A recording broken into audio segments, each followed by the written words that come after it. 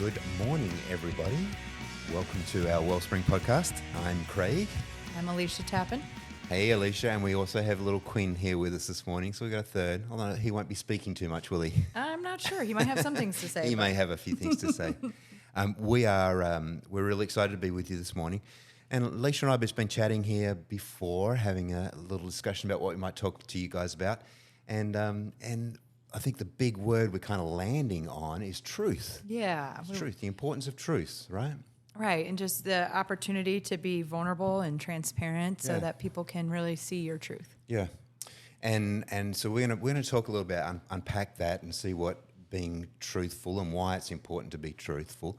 And the first thing that comes to mind as we start talking about it is I don't want to be.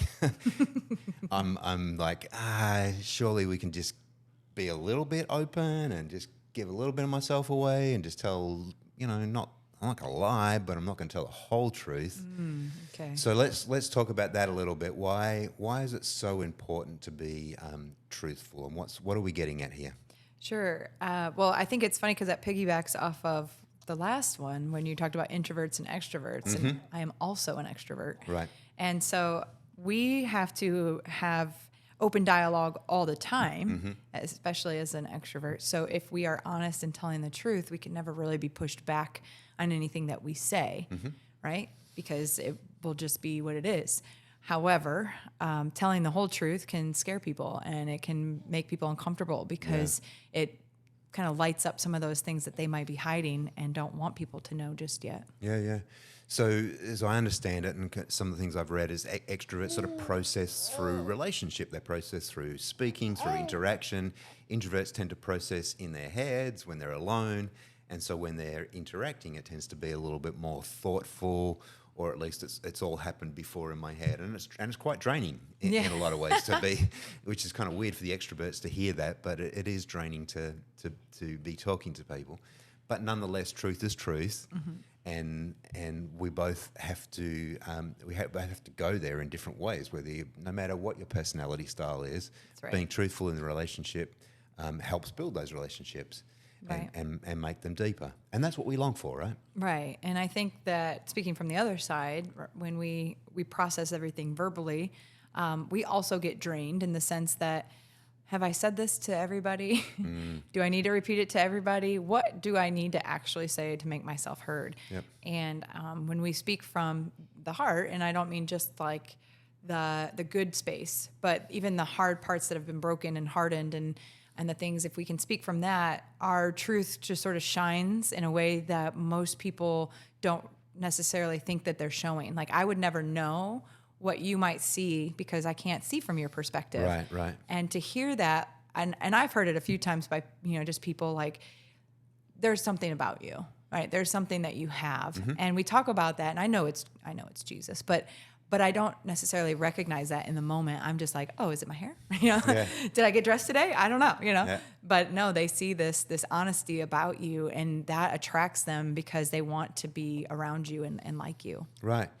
So at Wellspring, we talk about being real, and another word for that is to be truthful, to be honest, to be open, and there is a sense that this idea of too much information, right? TMI, right? That if I just go around and I don't want to just dump all my stuff on everybody all the time because that scares people away. Right. But having said that, we do want to be. I don't know about you, but I love having close friends. Right. I want people that care about me, and I want to care about other folks. And I've found that doesn't really happen unless you're open and honest with them and having those truthful relationships. Just making sure he's still there. Well, I appreciate what you're saying because there is too much, right? There is a TMI if you're just venting and letting everything fall out of your mouth without processing or thinking about it. I actually coined this acronym. It's called RENT. Okay. And whenever I go through something that really boils me or it reminds me of something and it triggers me, I tell my husband, like, don't let me come talk to you about it until I've done RENT, which is rest, eat, go outside in nature, then talk about it. Okay. Because what it does is it grounds you back to who you really are and not this heightened version of the drama that you're anticipating and being a part of. I call it trauma drama. All right. Right? And it's the thing that just swirls around and like, how come I couldn't fix it, or what was wrong, or what did I do, or whatever. You actually have to let go of all of that and then talk about it, because then you can see the truth and you're willing to listen to somebody who actually wants to speak the truth to you. And who do you talk to? So I recommend, if it's a crisis, somebody who has a license in mental health. There you go. Yeah. But your girlfriend, your best friend, your husband, your whoever is also a great, mentor and advocate in your space, as long as they have your best interest in heart, not their own. So these are people that you've invested time with, that you've built some trust, built significant trust with, and all that takes time and effort, and it takes some truth and openness and honesty and vulnerability and all those things that we scare the crap out of an introvert like me. But Well, and just to give you an example, like this weekend, my husband and I got into kind of like a conflict of conversation. We both saw something, the same thing, different perspectives. Right. And I said, what's really bothering you? And he's like, nothing. This is just where I'm at. Okay. And I think we all do that. I think we all just say, well, on the surface, I'm just irritated. Yep. But when we actually sat there and I said, well, just tell me, like, was it worth that reaction? Was it worth that? And he said, no. And I said, and then he poured it out. I just have to be perfect. Perfect at home, perfect at work. And he's like, and I think I'm tired. And I said, that's it. That's what's bothering you. Right. And I don't think that we recognize it in the moment until somebody is willing to actually listen to you and say, how are you really? Right. And that is our moment to give our truth, because they want to know. They really are invested in what you're going to say, and you shouldn't hold back in those moments. Right. And again, that only comes from having built a relationship with somebody through being open and honest and building up that level of trust. I don't know about you. I got really good. I did it for 20 plus years at being able to put the face up, right? And just to not let anybody really see, because there was always this sense that, hey, if you really knew who I was, then you wouldn't really like me. Right. And even people that started to get close, it was, well, you just shared little bits and pieces and just like that. So that in the church environment, how do we get through that? Ooh, good question. Because we're all putting a good face. I'm fine. Yeah, things are great, because I only see you once a week or maybe twice. Why do we say that? Why did I do that for so long? Not that I know all the answers, but what I would say is commonly we don't want to dig into something that's going to take more of your time, right? If I can get by with a smile and a wave and a hug, then that means that I'm good to go. And I got my cup filled just a little bit, right? Yeah. And if I put all those little bit deposits, I might have half of it full by the time I leave church. Sure. And then and we think we can. We think we can survive off of that. So what's funny though, and my husband and I talk about it all the time, you only have like so much to give in a day, right? And some of us do not start with a full cup. Some of us start with issues that are going on right now. Absolutely. And so when we deplete those things by trying to be perfect or trying to just appease others or smile and nodding, right? Then we're actually not pouring out as much. But if you know anything about God, like you can't do it. So you have to go to him. And so if we're depositing and depleting and we're not actually seeking Jesus in all of that, then our cup is only going to get half full, right? And I think that's why we talk about that. Is it half full or half empty? Right. And what we really need to do is pour it all out. And this is what I was talking right before we started. Yep. Those wineskins, I love that analogy. Like the new wine can't be poured into old skins. And so if you realize you have this trauma or these things that are bothering you and you never share them, you're holding on to old wineskins and expecting new things to come in. And then that's when we break down and we lose it and we make bad choices. Right. And before we know it, we're hiding our truth in shame and doubt and fear. So I think we do those, not really intentionally, those smile and nods. But I think if we were just enough genuine to say, hey, He agrees. right? Pull me aside and say, how are you really? You might see my demeanor changes. Yeah. Right? That's really interesting. I love that. I love that analogy of wineskins. I remember hearing a sermon on that years ago. And I grew up where we had vineyards around, and I used to work on a vineyard as a kid, and my family still has vineyards. So this idea of in the Bible times, they would put like in pig skins or something like that, right? Mm-hmm. From a thing, but that deteriorates and it can crack. Right. And so the analogy, the parable, the story that Jesus told was that you don't put new wine into old skins. You got to change the skin and get a new skin first, or a new container. Mm-hmm. And so that for us, that the analogy then goes, I can't just have all this looking good on the outside, because that's just trying to put. he thinks that's funny. He's never made this much noise like in his whole life. He's been quiet for the last few minutes that we were talking beforehand, but now he's having trouble. So yeah, coming back to that wineskin piece, is that by putting new wine in old wineskins, it's kind of like just trying to put the face on over the top of something that's still not being dealt with, right? That was really good. Yeah. Because I think that's what we do. Even Quinn is like, I got new things to do today. Yep. Right? And if I treated him like he was fresh out of the hospital and, he's just going to sleep and eat and that's it, well, then I haven't adapted to the fact that he's mobile a little bit more and he's more vocal. And so I would not be doing him any justice on who he is today. Right. Right? And I think that's, to me, what you were saying, put that face on that hidden baggage.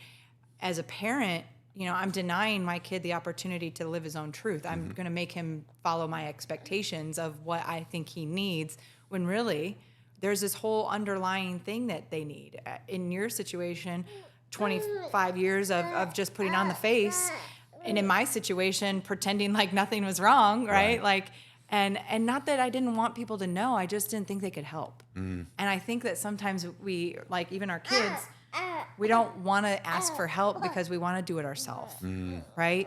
And so if we can do it ourselves, then we're not going to, no one's going to get in trouble, nothing bad's going to happen, and we always find ourselves in the opposite, right? There you go. Isn't that's just the default human condition, right? This is right back at the Garden of Eden. I just want to do it my way. It's all about me. I know what I'm doing, and I don't want anybody to help me, blah, blah, blah, blah. And that's right. That's the trap we fall into. And why do we think that that's our truth? Like, why do we think that if we do it ourselves, then we're going to make it possible for whatever our goal is or whatever healing we need? That's where I guess I get stumped, and I think because I don't mean to go there, right? I know I've learned the hard way, but pray first, right? Because you don't need to be asking for forgiveness. You need to be asking for permission. Right. But then in reality on earth, it's actually easier to ask for, forgiveness than it is for permission. Yep. So God's backwards in that space too with us. And I don't know why we think so deeply that we have to maintain our own level of knowledge and understanding and ability, because that's the world we live in. I'm working with this woman, and she's brilliant. Her name's Erica Lane, and she has this book called My Selfie Needs No Filter. And she has these camps, and it's all here locally. But I heard this message the other day, like, we're so self-absorbed, self-love, self-worth, self-this, self-that, even to the point where I heard, if you surround yourself with people you aspire to be like, you're still surrounding yourself. And that was a whole thing I was holding on to for a long time. Like, I always wanted to be around people who were smarter than me, never be the smartest person in the room. But I'm not letting God in my circle, right? He's actually not in my circle. Right. And so my self-love, self-worth, all these things, I'm identifying what I believe to be my truth instead of what God calls us to be. That's really interesting. And that's so much of my story as well. I was always looking for people that were doing things that I wanted to do. And I was looking at, well, how did they react, respond? What do they talk? What do they do? And so I start putting in all of these faces, these patterns, these things over the top, because that's who I've got to be like them if I want to be like them. And yet I'm not being true to myself. And there's that word truth again, is that I'm not. And I've even spoke to a few people occasionally, and through that, and they said, well, who is the real Craig? And I said, well, that's a weird question. That's a dumb question. I'm an engineer. I'm a manager of a company. I'm, this, I'm that. And that's not. I could never wrap my head around what that question was, because this idea of being true, and honest as to who God created me. And here's the thing: if I'm a believer in the God of the universe, if I believe that He is all powerful, all knowing, and created everything and created me and loves me for who I am, why then do I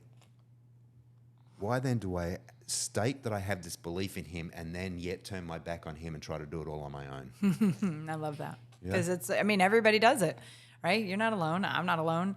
And I love that you brought it in, that if we know this, then why, right? Like, so do we believe it to be true, or do we practice that it's true? Or is it just a concept that like we say to ourselves because we've heard it before? Right. And then we turn our back. And I want to give you an example. There's this thing that I've done with some of my friends or clients, and it is that, like, who is Craig? Okay, Craig's an engineer. Okay, who's an engineer that is Craig? Yeah. Okay, let's dig deeper. A father, a person of faith. But at the end of the day, like, what were you created for? God had that special plan for you. And it's funny that these cliches about who God calls us to be, people say all the time, like, who are you created to be? Or, God is omnipresent, omnipotent. But they're true. And when you get into a situation where you really need to call on that, right? Like, God, hurry up and get me out of this situation, Yep. And He's like, nah, joke's on you. I got something for you to learn. That's when I feel like our relationship is deepest, right? We go into those desperate moments of, who am I really? Because I'm supposed to be learning something here, not blaming somebody, not doing something different. And if you can get to who you were created to be, what is your purpose? Which is where it brought me to get down on your knees and ask God for what breaks His heart for you. Right. When I heard that, it was different than any other way I'd heard it. What's your purpose? What's your calling? He's not really doing that. We say that a lot, but He doesn't need you to do His job, right? He needs you to do the job you were created to do. Right. Yeah, and here's where I've heard God most. So people say, "How do you hear from God?" And you get on your knees, and I don't hear any voices or anything like. I don't know about you, but I often hear God through other people. Yeah. And the only way then, because here's the filter, is thank you for that advice, thank you for speaking to me, but again, you don't really know me, so that doesn't really make sense. So there's this self-defeating process that goes through that, and so the only way that God truly speaks through other people is when I've been honest and truthful and open and vulnerable with them. Right. And then they see something in me that they've never seen before, and then God can speak through them in a way that truly lands. Right? Let me say this. Isn't that the truth? Yeah. But it is. And I love that you brought up that you see and hear through other people. And I think God's talking to us all the time. We just aren't really paying attention. Sure. Right? And because I've heard people say, like, I see it in numbers. I see it in things and signs, like even if it's on the street, like a big billboard, and all of a sudden it said the exact thing that they needed to hear. Or like I've heard this phrase 3 times. I better do what I know I'm, contemplating. Right. And I love that because, as I was telling you, like I used to find them in seashells, and to see that I could find these perfect, like, shells that were created for an animal who no longer lived there and now are being washed up onto the shore. And that was Him speaking to me if I wanted to listen, right? And so when people are here to give you advice, and if it contradicts, what God says about you, then it's not God speaking to you, right? Like that's somebody just banging a gong and wanting your attention and distracting you. Like those who tell us to sit down and be quiet, right? Those people in our life are probably not trying to hurt us. I think what they just don't know is your truth. Right. And so they're trying to say, hey, actually, I had this whole image and you just destroyed everything I knew to be true about you. And now I've got to deal with that. So when you have somebody that you can trust, don't just brush off their advice for nothing, as like they're just giving you this love or whatever that is short-filled. I had to really pay attention because I didn't know people were always manipulating me, always. And I had a lot of trauma, so I was really gullible. People do that, yeah. Right? And then I realized, down to like people I thought were my best friends and people that I was in relationship with, and I always found myself getting hurt until I heard it differently, right? And that's, as I was telling you about how I met Brian, was just he was saying some of the same things that other people said. He just said it differently. And what I mean is in his context and the way that he didn't have any ulterior motives. And when I saw that, I had to follow that because for whatever reason, and I pushed it, I tried to break it, to test it. But I found that, it was still stable. It was still very much a solid thing for me. So that was a truth that I wasn't used to. Right. I am beautiful. I am special. I do have potential. There is qualities in me that are worth being pulled from the deep, dark spaces that are covered up in shame and doubt and fear. But once those things kind of got revealed, it was hard to go back. And then, like I was telling you, I had to refuse to go back because otherwise I wouldn't be given more opportunity, And I do believe when we're being honest with ourselves and we're being honest with our community, Yes. and vulnerable and transparent, right? God will give us more. He trusts us with more. Right.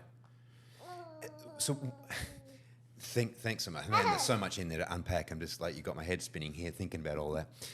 But one of the things that I used to struggle with in being honest and truthful is that it would often lead to a conflict. It would often lead to a difficult conversation. You talked about there some of those internal struggles and even some friends that maybe didn't disagree. And for me, conflict was something that I'd learned early on was to be avoided. It was something wrong. And I think where I'm landing these days is I'm more walk into conflict, not to be ugly, not to be horrible, but just that I'd rather resolve it earlier than let it manifest. Yeah. And just sit there and mess me around. But let's talk about that a little bit. What's been your experience with conflict? Oh man, I am the conflict resolutionist. I don't like it, right? Yeah. And I don't hide from it. I don't run from it. None of us do. I don't think we do. Right. I find the people who have a problem with conflict is because they don't have the tools to resolve it.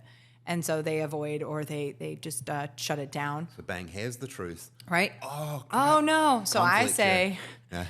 So just tell me, what did you think about this? Right? We have a baby on a podcast. How are we going to deal with it? Yeah. Right? Or somebody says something negative about you. Or I had a couple really recently, just people who believed something that wasn't true about me. And I could tell because they stopped talking to me. So what did I do? I addressed it. Hey, I would like to just, chat with you, get coffee. Is there something that we can talk about? Yep. Still not knowing if there was a problem, because I could just feel it. Right. And then eventually said, did I do something wrong? Wrong, yeah. Is there something that I hurt you by or offended you with? And then eventually it comes out that, no, I heard this thing and I wasn't sure, and so I avoided it. Right, right. And it's like, well, that actually hurt me more than you can imagine, Yeah. because of the rejection and abandonment I experienced. Wow. So I believe, and this is even how my husband and I do it, first, if somebody causes a problem in your life, right? So let's just say my husband and I are fighting over something silly, and or it might be serious. He's allowed to talk, and I have to I literally put my hand over my mouth because I know I want to talk. And then I get to talk, right? And he does the same. He listens to me. And That's we good. don't respond. That's good. In fact, the best thing you can do is sit there and let them process it. Yeah. Even after they've gotten it all out, be quiet for 5 more seconds. Right. Because they might have something else they want to all of a sudden came to light, right? Yeah.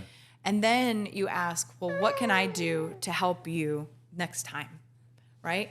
And where Brian and I talk a lot about is, giving each other tools. Like, actually, I just need you to listen. Please don't give me any advice. Right. Right? Or, hey, I need to be heard. Like, I'm an equal, and I need you to empower what I'm saying right now. Okay. Or pull me aside if you have a problem in the moment. Don't wait until tomorrow because I will have forgotten. So you've just landed on a couple of key things. Like one is, I would always listen, and even now I'm trying to be present and listen to you rather than listen to give an answer, right? Because that was my default position. I had to give an answer, so I'm always listening to say, yeah, you think that's great too. I'm listening to say, what advice am I going to give? And I think this is what people. He thinks you're so Like happy, has aren't you? never talked this much. He's yabbering away. It's because Alicia and Craig are talking so much, he just wants to join in. That's right. You're talking about truth. Coming back to being truthful, the one thing that I feel like, hey, I'm going to be truthful with someone, and then they're just going to give me a bunch of advice, and they don't really listen, they don't really hear, they're just going to make themselves feel good. So why am I going to bother? Yeah, and I would do the same on the other end. I just didn't listen, didn't take the time to really listen. I had this situation recently on a board, and I thought there was a person on the board. I wanted to call them about something, and so I called and left a message, and they didn't return. I sent a text, and I thought, they just don't really like me. There's something going on there. And so a week or so later, we finally see each other, and I went up to her and said, are we all good? And she said, yeah, great. What's the problem? I said, I tried to call and send you a message. Oh, I didn't get any of those. And so here's me going into this downward spiral of trying to be, build a relationship with someone. I think they're upset with me. I don't think that I've done something. I don't know what I've done, and yet, in the old days, in the old Craig, I would have said, I can't go into that conflict. I'm not going to go face that truth. I'm not going to resolve that, and it just would have festered and made things even worse. But no, I've got to walk into this conflict and have that conversation, and it was all resolved because this wasn't even an issue. Right. And here I got myself all worked up about it. Right. So it was great to be able to have that conversation. But that's scary. That's scary. Yeah. Why do we fear that But so much? I think that's all it is fear, right? Like if you can see fear as just kind of like the mad kid, like I said, on the playground who decides like everybody else doesn't matter. So I'm just going to get on this merry-go-round and I'm going to go around and around and around, making you think she doesn't like you, she doesn't do this, she doesn't that. Blows this big old energy up into this thing in your head, right? The elephant in the room. And it's really just somebody who needed some love for a minute, right? The kid's not that bad. Right. Right? They actually probably are hungry. Yeah. 9 times out of 10 we're hungry or tired. Yeah. And honestly, giving the benefit of the doubt probably will always give you the win. Yep. But there are times where, they don't like you and they did say stuff and they did, not answer intentionally. And you know there may what? not be a resolution. You don't need them in your life. No, yeah. And they're seasonal and they were there for a moment just to teach you something, which was, where's your confidence really? Is it in you, in that relationship? Yeah. Or are you in the okay part of your life where it can go on? So there, I mean, that's the other fear, right? Is in being truthful and open and honest and vulnerable with people, they may genuinely not like me. And I may feel that rejection. But here's where I've learned, and let's kind of bring this in for a landing here now, is that not everybody's going to like me. Nope. And not everybody's going to get along with me. But the ones that I have been truthful with, the ones I have been open and honest with, like me more. Right. Because I've done that. And yes, I've some other folks have decided that, well, maybe this is just not best in my life right now. Right. And that's okay. And how much better to move forward with that resolution than trying to keep everybody liking me all the time, right? It's exhausting. It is. And I don't even think... Tell me about it. I did it for a long time. I mean, I dealt with that too because of all the things I went through as a kid and just trying to, and not even knowing that you're trying to make people like you, right? Embellishing your stories just enough so that they resonate with it, or being funny because you're actually sad, or, doing little things like buying people stuff. A lot of people go to I got to buy them something to show that I like them. None of that matters at the end of the day. And in fact, what I find is I'm the girl who's going to check in, right? I haven't heard from my friend in 2 months. I'm going to call her and make sure she's all right. That's good. It's good to have, but is there a lot of people doing that for me? Yeah. Not always, you know? And so I have those same fears. Well, then is this one-sided? But I realize, why am I expecting everybody to be just like me? Yeah. That's not it at all. Yep. And so again, going to where God calls us is that space where if you lost everything you owned, your family, everything, would you still have a relationship with Jesus? It's the story of Job, right? Right? Yeah. And so sometimes we have to be more like that. And so finally, as we wrap this up, we often see in the church, and people outside the church look at people in the church and go, you've got all these things that you're doing wrong, and it's all these things that we turn to try and medicate the pain. Mm-hmm. Things like whether it's alcohol or drugs or anger or workaholism or sex or things that we all turn to, and they're just symptoms of deeper issues, right? That ultimately, my belief, and I think the Bible says this, is that you don't address and try and fix the symptoms. You want to go to the cause, and the cause is a relationship, is deep relationships with our Lord, our God, our Creator, and with one another. Right. And the only way that those relationships can be strong and meaningful is through truth and openness and honesty and vulnerability and all those words I hate as an introvert, and yet they're so powerful and meaningful. They are, because they all come from the word love. None of those words that you said come from evil. Yeah. Right? And so if you look at it like that, and you mentioned it too, like I could spend all day loving Jesus and forgetting about the second commandment and loving each other. And we know when we serve others, it fills our cup. Mm-hmm. We do.